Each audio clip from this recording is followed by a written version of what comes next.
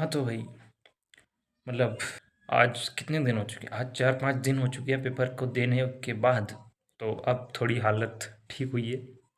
नहीं मतलब ऐसा कुछ हालत ख़राब नहीं हुई थी, पर थोड़ा-सा सोचने का टाइम चाहिए था।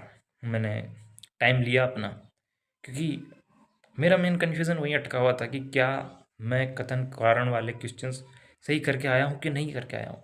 मैंने मोस्टली क्वेश्चंस में अ, व्याख्या नहीं करी है, और मोस्टली टीचर्स ये बता रहे हैं कि ये व्याख्या कर रहे हैं। फिर मुझे उन पे गुस्सा आ रहा था, क्योंकि यार मैंने तो किया है ना। बट रिसेंटली जमादार का मास्टर पेपर आउट हुआ। आउट मतलब आया, तो उसको मैंने देखा, एंड उसमें भी क्वेश्चन थे कथन कारण वाले। अब वो 100 क्वेश्चंस का ही पेपर था, तो उसमें कुछ 8-10 क्वेश्चंस कथन कारण वाले रहे हैं। अब वो चेक करने के बाद मुझे ऐसा लगता है कि 50-50 है। मतलब मेरा 50% तो व्याख्या मैंने सही करी है, 50% में व्याख्या मैंने सही नहीं करी है। मतलब कि जितने भी मैंने व्याख्या वाले अटेंड करे हैं, उनमें से मेरे आधे सही होंगे, आधे गलत होंगे। बट हाँ, जितने भी टीचर्स ने बताया है, मोस्टली क्वेश्चंस में वो व्याख्या कर ही दे रहे हैं, तो वह उनके गलत निकलेंगे। अलमारी का रिपेयर करवाइए, किसी भी प्रकार का गोदरेज अलमारी रिपेयर करवाइए। क्या लगता है दोस्त? ये बिजनेस भी मेरे को सही लग रहा है। मतलब है, मतलब एक बाइक लो, स्पीकर लगवाओ, घूमते फिरो। वैसे तो मतलब मेहनत हर जगह है, पर इसमें भी कुछ तो प्रॉफिट होता ही होगा, तभी तो लोग करते हैं, है ना? ऐसा एक स्पीकर लगवा के घूमते फिरते हैं। और जिनको घूमने का शौक है उनके लिए तो और भी सही है। बढ़िया, रोज़ नई जगह, नया शहर, नए लोग, नई बातें, वही काम। बट मुझे तो है भी नहीं घूमने का शौक। पर वापस से मुड़ के आते हैं पेपर की ओर, कि पेपर में सबसे पहले तो मैं अपना क्लियर कर देता हूँ भाई, कि मैंने 116 क्वेश्चंस अटेम्प्ट करे। ठीक है, मैंने मैचिंग करी, उसके बाद करीब करीब 90 सही बैठे हैं, और 15 पक्के गलत हैं। ठीक है, और 11 क्वेश्चन बचते हैं। और वो 11 क्वेश्चन पे मैं डाउटफुल हूँ। किसी भी टीचर्स पे मैं उन पे बिलीव नहीं कर पा रहा हूँ कि यार ये कैसे सही हो सकता है। और उनमें से 3 या 4 क्वेश्चंस तो डिलीट होने ही वाले हैं। तो क्वेश्चंस तो डिलीट होने वाले हैं। देखो, एक तो वो गणित वाला डिलीट होगा, जिसमें वो अंकगणितीय प्रमेय, सामयिक, धनात्मक पूर्णांक और गुणनखंड के रूप में निरूपित किया जा सकता, नहीं किया जा सकता। देखो, वो तो डिलीट होना ही है। ठीक है, उसमें दोनों कथन गलत हैं, और वो साफ साफ गलत दिख रहे हैं। उसके अलावा एक जो बांडुरा वाला है, वो सिर्फ उल्टे क्रम में सेट बैठ रहा है। बाकी कुछ टीचर्स ने तो बिठा दिया उसको, बिठा दिया अभिप्रेरणा को 3rd पोजीशन पे बिठा दिया। अरे यार, बोल दो ना कि ये हो जाएगा डिलीट, इस पे आप बोनस के साथ जा सकते हो। नहीं। और उसके अलावा तो हैं, मतलब 2-3 क्वेश्चन मुझे अभी याद नहीं आ रहा। तो ऐसे 3-4 क्वेश्चन डिलीट हो जाएंगे। तो उस हिसाब से अब पता नहीं उसमें क्या, अब सबको बोनस मिलेगा, या सबके साथ नॉर्मल रहा जाएगा सबको, या फिर किसी को स्पेशल, मतलब जिसने उसको अटेम्प्ट करा उसको नंबर मिल जाएंगे, जिसने उस क्वेश्चन को अटेम्प्ट नहीं करा था उनको नहीं मिलेंगे।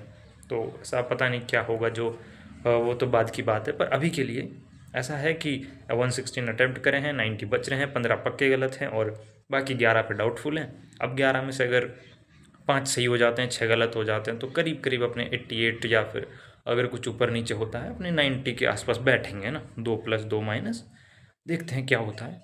तो मेरा तो यही हिसाब रहा। आप क्या हिसाब बन रहा है वो देखना, है ना? बताना।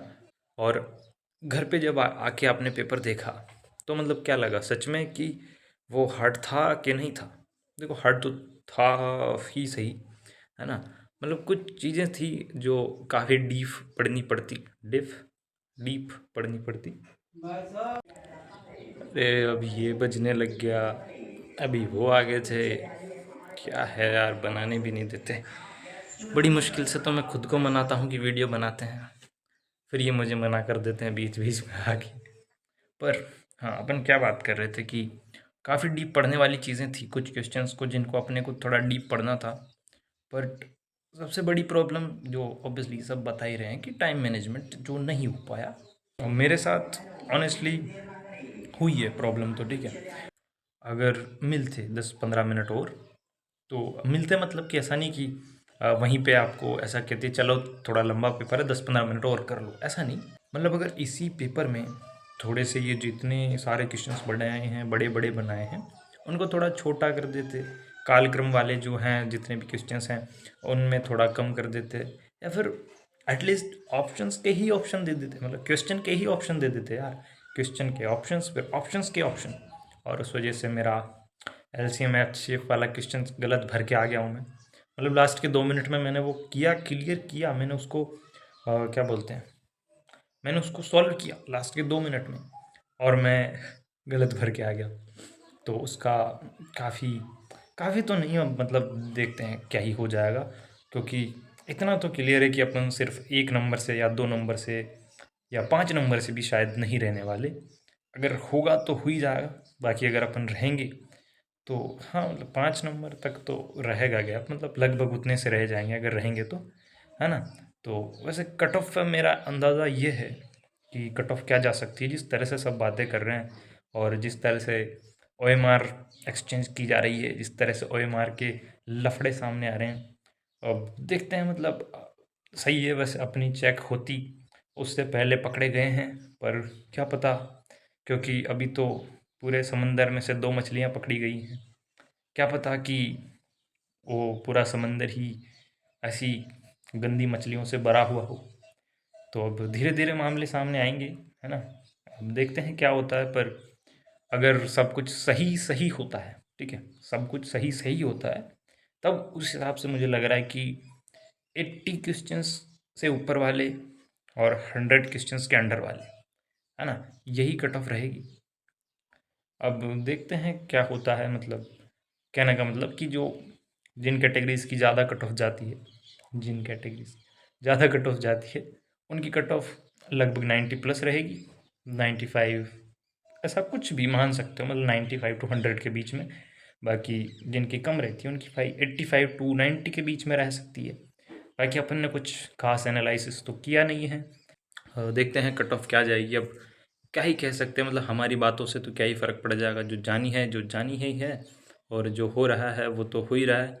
देखते हैं अगर यहाँ पे भी कुछ ऊपर नीचे होता है तो फिर ये एजुकेशन सिस्टम एकदम ही ढहने की कगार पर है ऑलरेडी, है ना। स्कूल्स को तो बर्बाद कर चुके हैं।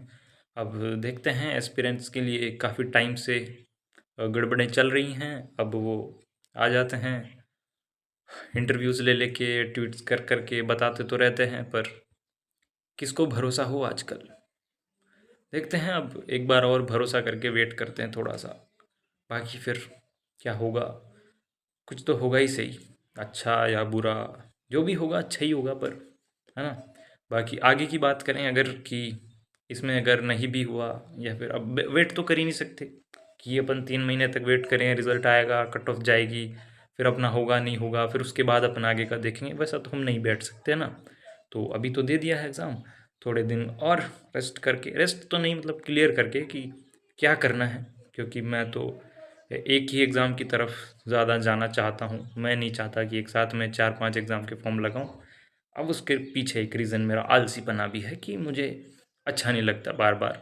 अब एलडीसी की मैं सोच रहा था कि यार ठीक है, पद भी अच्छे हैं और सब बोलते हैं कि तेरी इंग्लिश अच्छी है, so that why I was thinking कि so that is why I was thinking कि I should prepare for this exam. Maybe this is for me, might not for me. Maybe this would go in favor of me, but now see, you need RACIT course, so that should be completed, and CET is cleared, 12th is done, but then this computer things, काफ़ी English हो चुकी है आज के लिए, computer की जो चीज़ें हैं फिर, है ना, उधर भी काफ़ी काम आ जाता है। तो प्रॉब्लम्स दिखती हैं मुझे भी यार कि अभी फिर हैं, मतलब उसके लिए टाइपिंग टेस्ट वगैरह भी देने पड़ेंगे बाद में, तो वो थोड़ा सा ऐसा लगता है कि क्या फालतू गिरी है यार, मतलब सब वही सही रहता है, बस एक एग्ज़ाम दो, एक पेपर दो, फिर बैठो आराम से। अभी भी ये, है ना, मतलब पेपर देने तक मुझे सही लगता है, बट उसके अलावा जो एक्टिविटीज़ होती हैं ना, काफ़ी बेकार सी लगती हैं, फिर चाहे वो आपका ही सम्मान हो रहा हो या कुछ भी।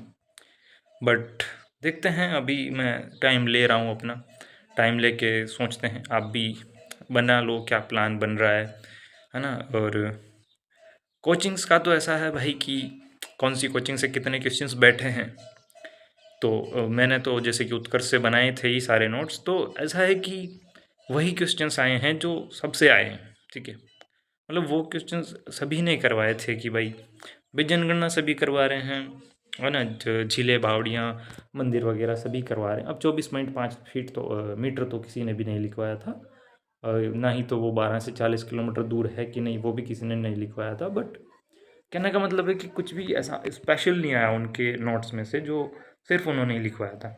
और मैं एक्सपेक्ट भी नहीं करता ऐसे पेपर में जिसमें बहुत सारी चीज़ें ऑलरेडी उन्होंने कंसेप्चुअल दे दी हैं, तो अब उनके नोट्स में से क्या ही बनाएंगे। मतलब पेपर का एक अप्रोच अगर ये होता कि मैं थोड़ा एकदम डीप डाइव करके क्वेश्चंस पूछूं जो टीचर्स ने बना रखी हैं लेवल्स कि इसमें तो इस एग्ज़ाम में इससे ऊपर नहीं पूछा जाएगा, अगर वो सोच के पेपर बनाता और फिर क्वेश्चंस नहीं आते तो हम कुछ कह भी सकते थे। बट इस पेपर में उसका मेन जो मोटिव था, उसका मोटिव था कि अपन कितना वहाँ पे धैर्य बनाए रख सकते हैं, क्योंकि उसने धैर्य वाला क्वेश्चन भी दिया था। तो अपन वहाँ पे उतना कितना वहाँ पे उतना कितना इतना वहाँ पे जितना भी संयम बना के रह सकते हैं, कितना हम फ्रस्ट्रेट नहीं होते हैं। क्योंकि मैं हो रहा था स्टार्टिंग में, जैसे ही पन्ना पलटो कथन कारण, जैसे ही पन्ना पलटो कथन कारण, फिर वो एक एक पेज के प्रश्न आ जाते हैं। मेरा वहाँ दिमाग ख़राब हो गया था पिछले स्टार्टिंग के 30 क्वेश्चंस के अराउंड। बट वही है कि आपको हमेशा एक सिचुएशंस में कामनेस बनाए रखनी होती है, तो फिर मैं वापस लौटा और फिर भी क्या ही कर लिया मतलब। बट फिर मैंने सोचा कि ठीक है यार, जो भी है अपने को थोड़ा इसी हिसाब से करना होगा, अब यही पेपर है। एंड टाइम मैनेजमेंट में देख रहा था, मतलब जैसे ही मैं 30 क्वेश्चंस करता, जैसे ही OMR में एक रो फिल हो जाती, मैं देखता था कि यार टाइम कितना बचा है, क्योंकि उसी हिसाब से आप डिवाइड कर सकते हो कि 5 रो है, मैं एक को अगर इतने टाइम में करूँगा तो 5 में मेरे को इतना टाइम लग जाएगा, फिर मेरे को वापस भी आना है। तो उस हिसाब से मैंने डिवाइड करा था। बट एक ही में मेरे को करीब 1 घंटा 20 मिनट के समथिंग लग गया। फिर 20 मिनट और मान सकते हैं, क्योंकि 10 मिनट ई ऑप्शन के वाले मिल गए, तो 20 मिनट और बचे थे। तो मैंने वो 10 मिनट और लगाए, जिसमें करीब करीब 15 के करीब क्वेश्चंस मैंने और अटेम्प्ट कर दिए। एंड उसके बाद 116 पे जाके मैं रुक गया, मैंने कहा 115 पे जाके मैं रुक गया अराउंड। फिर मुझे लगा कि ठीक है, अभी ई ऑप्शन भर देते हैं। फिर मैं ई ऑप्शन भरने लगा, ई ऑप्शन भर दिया सब में क्या मतलब जितने नहीं किए थे उनमें ई ऑप्शन भर दिया। ई ऑप्शन भरने के बाद फिर मैं जो मेरा मैथ्स के जो क्वेश्चंस थे 2, वो मेरे वाले सीरीज़ में एकदम लास्ट में थे। तो उसमें मैंने वो किया LCM HCF वाला। मैं पहले उसको अटेम्प्ट कर चुका था, पहले वो नहीं आया था मेरे को, तो मैं उसको छोड़ के बाकी अटेम्प्ट कर दी, ईओ भर दिया। फिर मैं वापस आया उस पर कि यार एक बार क्या पता, है ना, एक बार और कोशिश कर ली जाए, क्योंकि कोशिश करने वालों की हार। और हार नहीं हुई मेरी उसमें, मैं क्वेश्चन से तो मैं जीत गया था, बट एग्जामिनर से मैं हार गया। मैंने आंसर निकाल दिया था, बट मैं क्वेश्चन के ऑप्शन भर के आ गया। मेरे को क्वेश्चन के ऑप्शन भरने थे। सो ठीक है, अब जो होता है वो होता ही है ना। और एक दो क्वेश्चंस ऐसे थे जो मैं लगा कुछ और था, और एक क्वेश्चन में मैं कुछ और भर रहा था, बट उसमें मैंने कुछ और भर दिया। बट होती हैं गलतियाँ, मतलब ज़्यादा तो नहीं, बट हाँ 2-3 क्वेश्चंस में हुई हैं। पर अभी देखते हैं क्या होता है। जो भी सुन तो यही रहे हैं कि कट ऑफ कम जाएगी, बट हिसाब किसी का अपन लगा नहीं सकते, है ना। अब आगे देखते हैं आगे की क्या अप्रोच रहती है। फ़िलहाल तो मैं रेस्ट ही कर रहा हूँ, मतलब रेस्ट ही था, पहले भी कुछ इतना खास तो नहीं था, बट एकदम ही जैसे जैसे टाइम पास आया था तो अपन ने थोड़ा चीज़ों को बेहतर किया था, बेहतर प्लानिंग की थी। तो अभी पढ़ भी नहीं सकते ना, मतलब क्या पढ़े क्या, कौन सी चीज़ें पढ़े। तो देखते हैं, अगर तैयारी करेंगे तो फिर अब तो भाई हो गया है, ठीक है। कंसेप्ट्स आपको क्लियर करने होते हैं सब्जेक्ट्स में जो कि क्लियर हो चुके हैं, ठीक है। अब बाकी जीके के लिए तो किताबें ही पढ़नी पड़ेंगी, ठीक है। वो किसी भी कोचिंग से भरोसा उठ गया है मेरा तो, क्योंकि जब वो क्वेश्चंस किताबों से बना रहे हैं तो फिर अपन को किताबें पढ़ने में क्या जा रहा है, किताबें पढ़ लेंगे और किसी का सस्ता वस्ता कोर्स ले लेंगे, क्योंकि वैसे तो यूट्यूब पे ही हो जाएगा। कि कुछ चीज़ों में स्टिल आपको एक मार्गदर्शक की ज़रूरत होती है। तो अभी तो मेरा वो कोर्स भी बचा रहेगा, है ना, मतलब एलडीसी का अगर मैं दूंगा तो एलडीसी के टाइम तक तो मेरा जो मेंस का कोर्स है वो भी बचा ही रहेगा।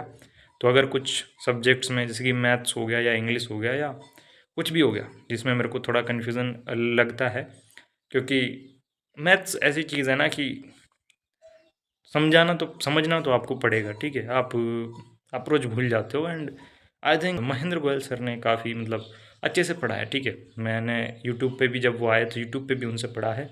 एंड अब ठीक है वो कोर्स बेच रहे हैं, उनकी मर्ज़ी, बट ठीक है वो अच्छा ही पढ़ा रहे हैं यूट्यूब पे। तो अगर मैथ्स में कुछ ज़रूरी पड़ेगी तो उधर से कंसेप्ट क्लियर कर लेंगे, बाकी तो देखते हैं। अभी तो still I am not confirmed कि मैं एलडीसी देने ही वाला हूँ, बट अभी के लिए इतना ही। आप तो चिल करो यार, जो भी है जिसका भी हो गया, जैसे भी पेपर था वो हो गया ना। किसी का ई ऑप्शन छूट गया, कोई तो रो रहे हैं, तो मत रो, मतलब वैसे भी अभी तो नहीं रो रहे हैं, पर देखो रोने से क्या हो जाएगा। आपका ई ऑप्शंस भरना था, रह गया, ठीक है, अब आप रो रहे हो बाहर आके, क्या हो जाएगा उससे, ठीक है। तो समझो यार चीज़ों को, मतलब जब हम भीड़ में रोते हैं ना तो ऐसा या फिर से बनने लगे। 1 घंटे से मैं वीडियो बनाने की कोशिश कर रहा हूँ, फ़ोन में लाइट थी नहीं, लाइट आई थी तो चलो आ रही है, अभी भी गई नहीं है है ना। तो मैं कहा यार जल्दी से वीडियो बनाते हैं, वापस चार्ज में लगाएंगे, बार बार बजे जा रहे हैं, इधर से ये आ रहे हैं, वो दिमाग ख़राब कर देते हैं मेरा फिर। तो होता क्या है ना कि अगर हम भीड़ में रोते हैं तो लोग हम पे तरस खाते हैं। क्यों? क्यों आपको किसी का, क्या बोलते हैं उसको, कंसोल कंसोल आपको क्यों चाहिए किसी का कंसोलेशन? आप खुद से क्यों खुद को आप खुद को क्यों नहीं संभाल सकते? आपका खुद पे खुद का कंट्रोल होना चाहिए। अगर आपसे कोई गलती हुई है तो उसको आप खुद से कहो। आप किसी और से कह सकते हो यार मेरे से ये गलती हो गई यार, बड़ा बुरा, ये गलती हो गई मेरे से, हो गई ना, मेरे से हुई है, मैं उसका ब्लेम अपने आप पे लेता हूँ क्योंकि मेरे से हुई है, और मैं ये कोशिश करूँगा कि आगे से वो मेरे साथ ना हो। अब वो आप किसी के सामने रोते हो, करते हो, कुछ फ़र्क नहीं पड़ता, ठीक है। सामने वाले की गलती है, सामने वाले को बोलो, मेरी गलती है मुझसे बोलो, खुद की गलती है खुद से बोलो। तो ये एकदम फिलोसोफर आ चुका है एकदम एंड में। तो जैसे जैसे दिमाग पे प्रेशर पड़ता है ना, वैसे वैसे फिलोसफी निकलती जाती है। बट ठीक है अभी के लिए इतना ही, क्योंकि ज़्यादा ज्ञान दूंगा तो फिर आ जाएंगे कि तुमने दुनिया कहाँ देखी है, क्योंकि दुनिया देखने के लिए पैसे लगते हैं और वो अपने पास है नहीं। सी यू गाइस, देखेंगे क्या होगा।